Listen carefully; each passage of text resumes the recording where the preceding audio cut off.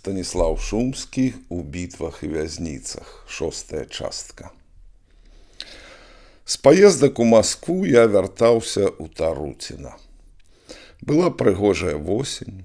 Мы штодня выязджалі з каралём на шпацыр па лініі нашых заставаў, якія размяшчаліся насупраць заставаў маскоўскіх. Кароль дазваляў нам ездзіць туды для размоваў, з якіх мы спадзяваліся нешта выцягнуць. Вядома, што ў часе спынення агню такія адведзены практыкуюцца. Едучы за лінію, мы вывешвалі белую хустку на знак прыязнасці, пасля чаго рушылі на маскоўскі бок і заводзілі гутарку з іхнымі афіцэрамі. Яны прымалі нас гарэлкай і тытунём. Пасля гэтага мы вярталіся да караля, які адразу выпытваў нас, пра што гаварылася. Але найчасцей ён не быў задаволены, бо з тых пустых размоваў ніколі нічога выснаваць для сябе не мог.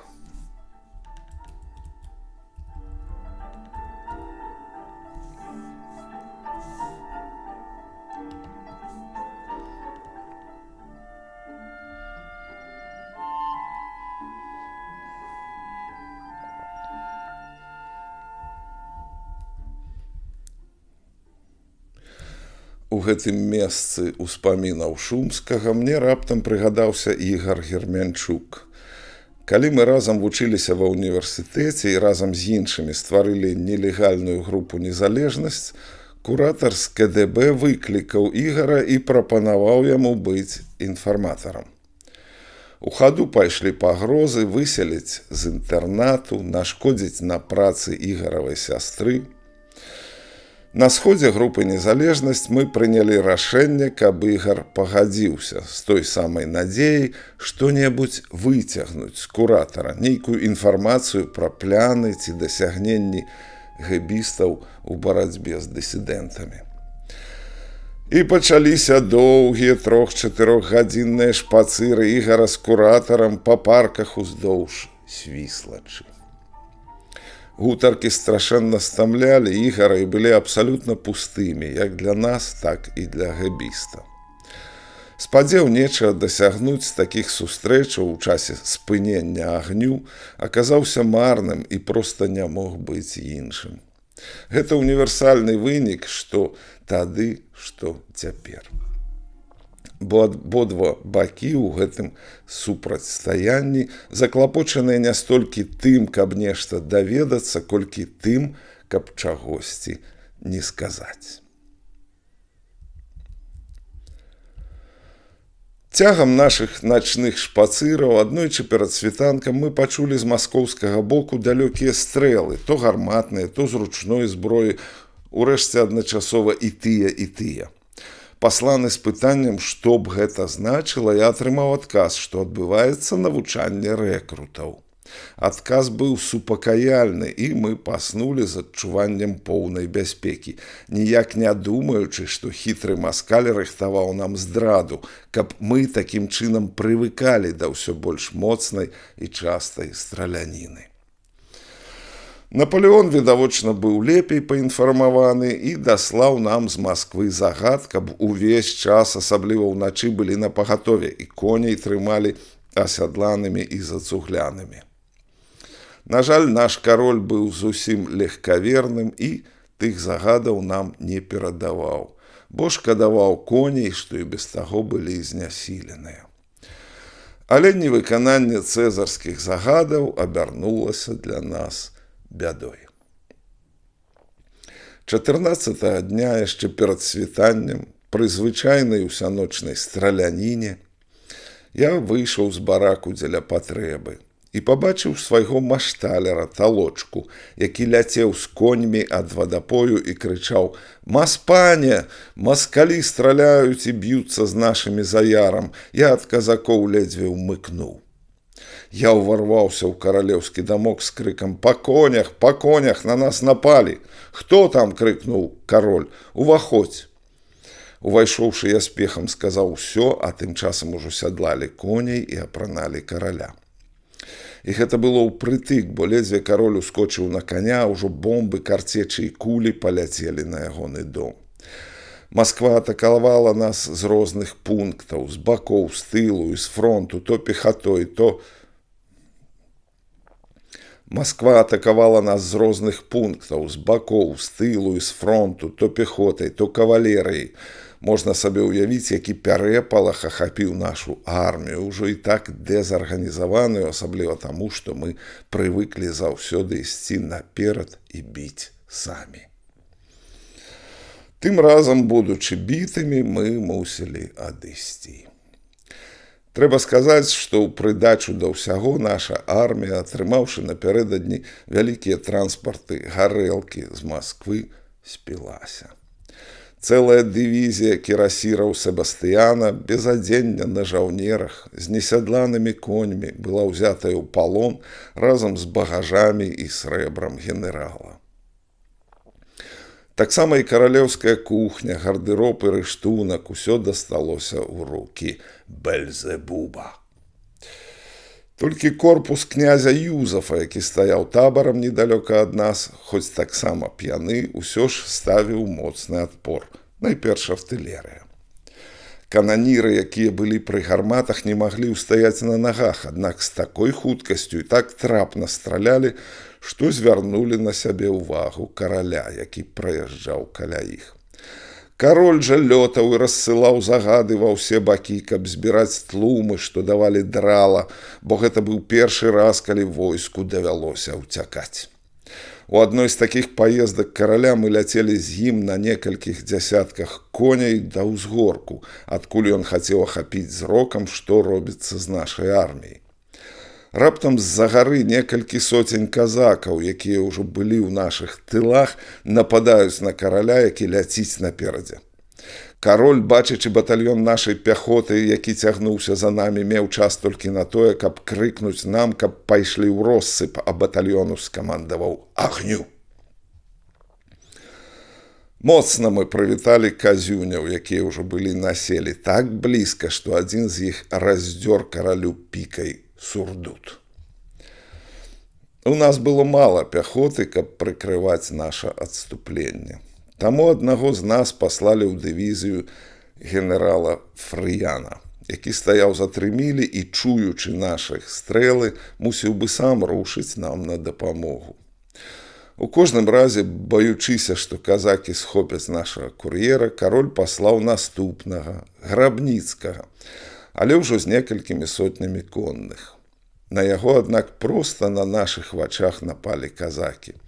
Пазней я даведаўся, што яны, здзёршы з яго мундур, боты і нават бялізну, накрыўшы толькі нейкім кепскім шынялём, адправілі ў няволю. А тады мы не ведалі, ці жывы ён, ці забіты. Фрыян, да якога не даехаў ніводзін з кур'ераў, сам рушыў на гукі кананады і, прыбыўшы каля полудня, дапамог нам трапаць маскалёў, якія і гэтым разам, як і заўсёды, не ўмеючы скарыстацца з хвіліннай перамогі, пачалі адступаць. Біліся ўсё ж без парадку, без лініі, без пралічаных манеўраў, бо не было часу пра гэта думаць. У тым хаосе мы страцілі мноства баявых афіцэраў і некалькі генералаў, між іншых генерала Дамона, вялікага фаварыта караля, які, не ўбачыўшы, каб той вярнуўся, нават плакаў.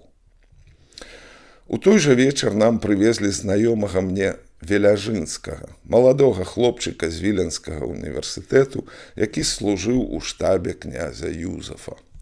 Куля раструшчыла Веляжынскаму руку і была патрэбная ампутацыя. А паколькі князь не давяраў сваім хірургам, ён папрасіў, каб аперацыю зрабіў генерал Пебор, асабісты доктар караля. Неўзабаве Пебор узяўся за справу, а паколькі не было каму трымаць рукі, дык на гэта ахвяраваўся я. З надзвычайным спрытам доктар адцяў руку вышэй локця. Веляжынскі толькі пару разоў жудасна крыкнуў, але ўжо адразу пасля аперацыі прасіў мяне зняць з рукі пярсцёнак, падарунак маткі, што я і зрабіў.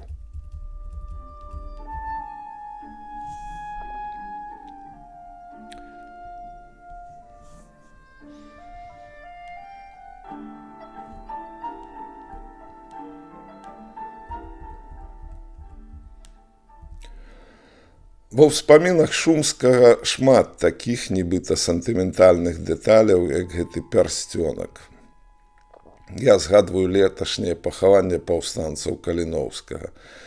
Першымі з іх былі апазнаныя парэшткі Серакоўскага паводле медальёну, падоранага яму жонкай. Увогуле пярсцёнкі, медальёны і іншыя падобныя рэчы, знойдзеныя ў пахаваннях каліноўцаў, склалі ці не галоўную кампазіцыю, прысвечаную парэшткам паўстанцаў. Іх і закапалі на тэрыторыі расейскага гарнізону, каб народ не меў магчымасці паломнічаць да магілы герояў.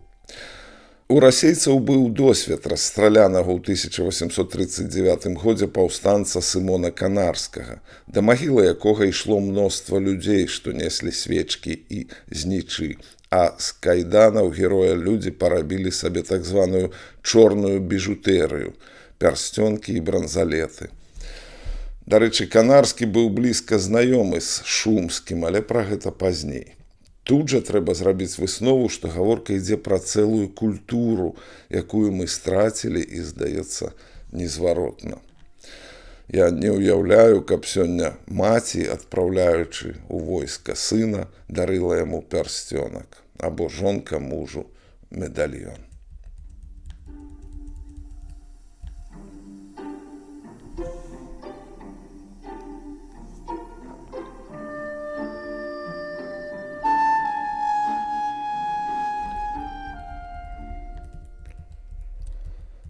Наш кароль быў несуцешны ў сваім смутку і напісаў ліст галоўнаму маскоўскаму вайскаводцу з просьбай пра добрае абыходжанне з генералам Дамонам, калі той быў узяты ў няволю, альбо пра пошук яго сярод трупаў, і апісаў ягоны мундыр, каб лягчэй было шукаць.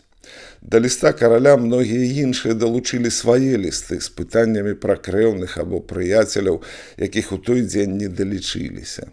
Кароль паклікаў мяне і сказаў на світанку, узяўшы 2 трубачоў, так звычайна ехалі парламентары, рушыў у маскоўскі абоз. Набраўшы лістоў і грошай для тых, пра каго я змагу даведацца, што яны ў няволі, я рушыў са світанкам, маючы перад сабой маіх трубачоў. Ехаў я досыць доўга, нікога не сустрэў, што мяне пачало непакоіць. Калі заўважыў аддзел з некалькіх соцень казакаў, загадаў трубіць. Мае казуні пералякаліся, відаць, падумалі, што ўся армія едзе за намі і сталі ўцякаць.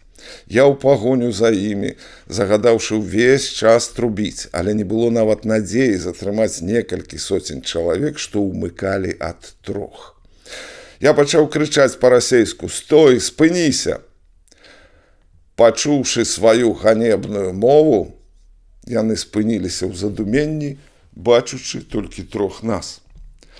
Я патлумачыў іхнаму сотніку, куды еду, не маючы ўжо ніякай асцярогі, пасля паўгадзіннай яшчэ язды, яны праводзілі мяне да сваіх фарпостаў, што былі ад нашых на адлегласці, здаецца, 15 вёрст. Столькі, відаць, за ноч драпала тая баявая армія, што ніколі не ўмела скарыстацца са сваёй перамогі. На фарпостах я знайшоў лінейнага палкоўніка, які перагледзеў мае лісты і забраў мяне з сабою да галоўнай кватэры, яшчэ за некалькі вёрст.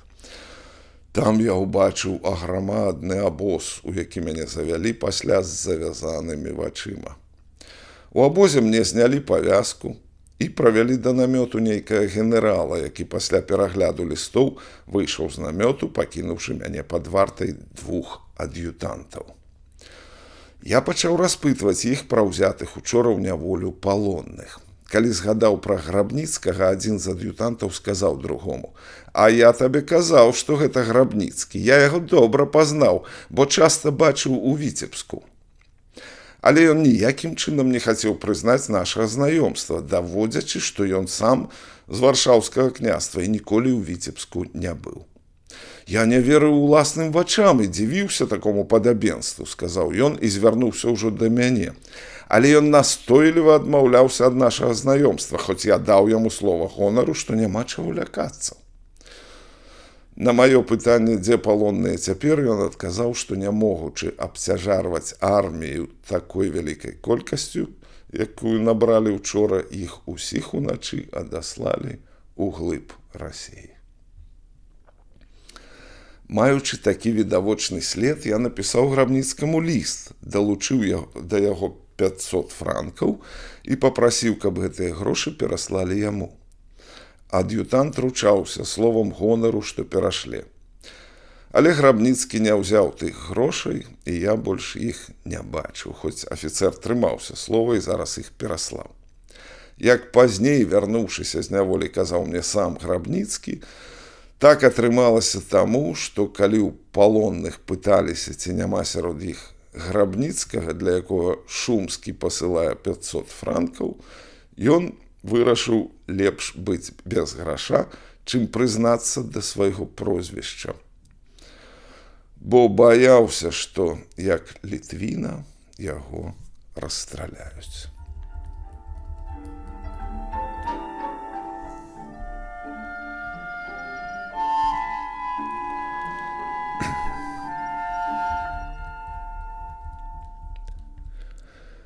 Шумскі ў гэтым кантэксце робіць акцэнт на падданстве тагачасных літвінаў.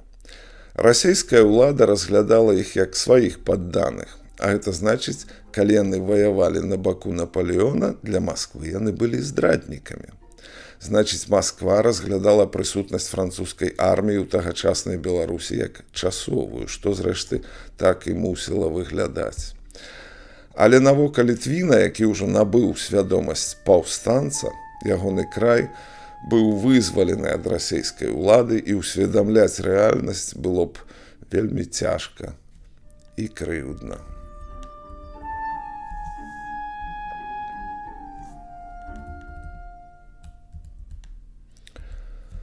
Праз 2 гадзіны чакання вярнуўся нарэшце генерал і сказаў, што не ведае, дзе цяпер галоўны вайскаводца, але што, задавальняючы жаданне караля, ён загадаў спытацца пра генерала Дамона, і што між палеглымі знайшлі якогось афіцэра, які быў шмат разоў паранены і ўжо не жывы. Ён у вельмі багатай гусарскай куртцы з зоркай, і генерал тую жахліва скрываўленую куртку загадаў прынесці. Я яе адразу пазнаў і з гэтай сумнай здабычай вярнуўся да караля. Пасля той страшнай таруцінскай катастрофы назаўтра мы адступалі ў бок Масквы. Раптам атрымліваем загад Напалеона, каб ішлі дарогаю на Вярэю і далей да Малой Русі, дзе Цэзар хацеў выбраць месца для зімавання і аднавіць кавалерыю, якой мы, па праўдзе, ўжо не мелі. Сам Цэзар пакінуў Маскву і ішоў на злучэнне з намі. Спаткаўшыся з каралём, Напалеон страшэнна намыліў яму шыю. Пасля чаго мы злучыліся з гвардыямі і цягнуліся цэлую ноч маршам да Мала-Яраслаўца, дзе Напалеон меркаваў апярэдзіць маскалёў. Але і гэтага яму не ўдалося. Цягам гэтага дня прыбег ад'ютант маршала Мартье, якога Напалеон пакінуў у Маскве для мінавання старога Крамля. Гэта, вядома, таксама не ўдалося, бо толькі адна частка мураванага пасу была ўзарваная. Ад'ютант прывез навіну, што на Мартье, які выходзіў з Крамля, напаў быў аддзел з некалькіх тысяч партызанаў. Пераважна з сялянства, на чале якога стаяў генерал Вінцыгероде. Абараняючыся, Мартье загадаў ударыць сваім карабінерам, якія тую навалач прагналі, а Вінцыгероде разам з ад'ютантам, абодвух толькі ў вайсковых сурдутах, без эпалетаў і іншых знакаў адрознення, схапілі, пачалі штурхаць і распранаць. Хочучы пазбегнуць гэтага, Вінцыгероде сказаў, хто ён такі, і прасіў праводзіць яго да Мартье. Той, ведаючы пра нянавісць Напалеона да Вінцыгероды, быў узрадаваны такой здабычай, адразу адаслаў яго да Цэзара з добрым эскортам. На гэтую навіну Напалеон пацёр радасна рукі, кажучы: «Ах, нарэшце я яго маю, няхай мне прывядуць яго». Ён сеў з каня і загадаў гэта зрабіць нам усім і стаць кожны пры сваім кані ў кола, усярэдзіне якога былі Цэзар, кароль, Бертье і шмат іншых вышэйшых вайсковых, і куды два карабінеры ўвялі пад рукі ўжо добра сівога Вінцыгероды з ад'ютантам. Абодва, як і аказаў, без вайсковых адзнак, у летніх фуражачках, якія, стоячы перад Цэзарам, яны знялі з галавы. Напалеон гневна сказаў: «Нарэшце маю цябе ў руках свайго падданага, бо Вестфалія належыць мне. Цябе схапілі ў Маскве не як дзельнага жаўнера, а як сапраўднага бандыта на чале банды халопаў. Таму цябе напаткае лёс шпега, а не жаўнера. Бертье, — сказаў ён шэфу свайго штабу, — склікайце ваенны суд і загадайце яго расстраляць як шпега за 24 гадзіны. Няхай яго выведуць пад добрай вартай». На гэта Вінцыгероды адказаў з годнасцю: «Сір, я пагарджаў смерцю шмат разоў і ў розных яе абліччах. Не злякаюся і гэтага удару».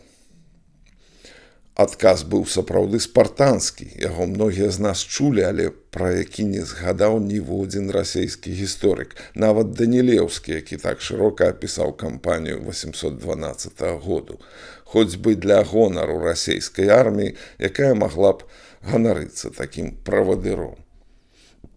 Пасля гэтага Цэзар звярнуўся да ад'ютанта Вінцыгероды.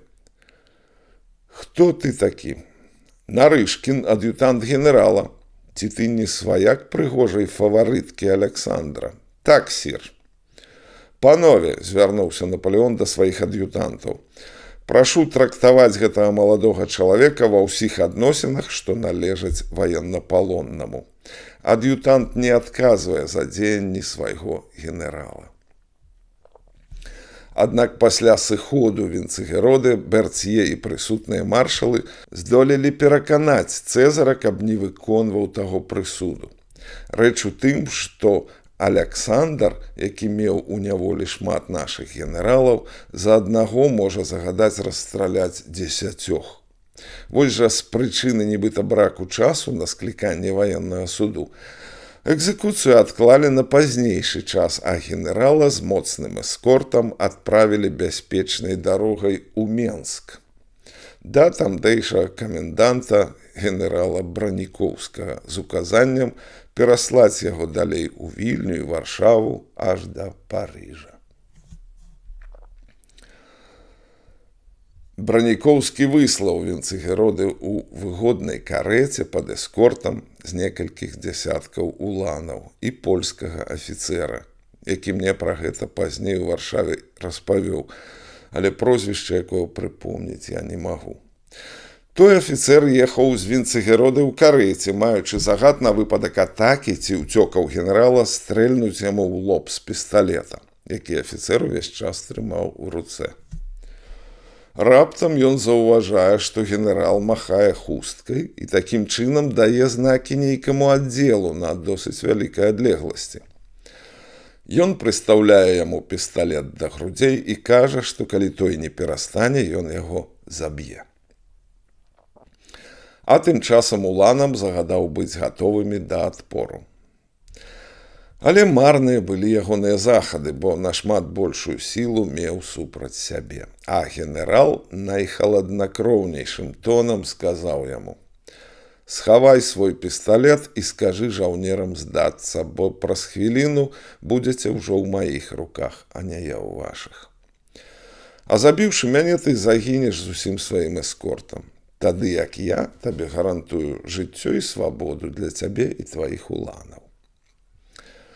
Не было чаго доўга думаць, бо праз хвіліну карэту атачылі казакі.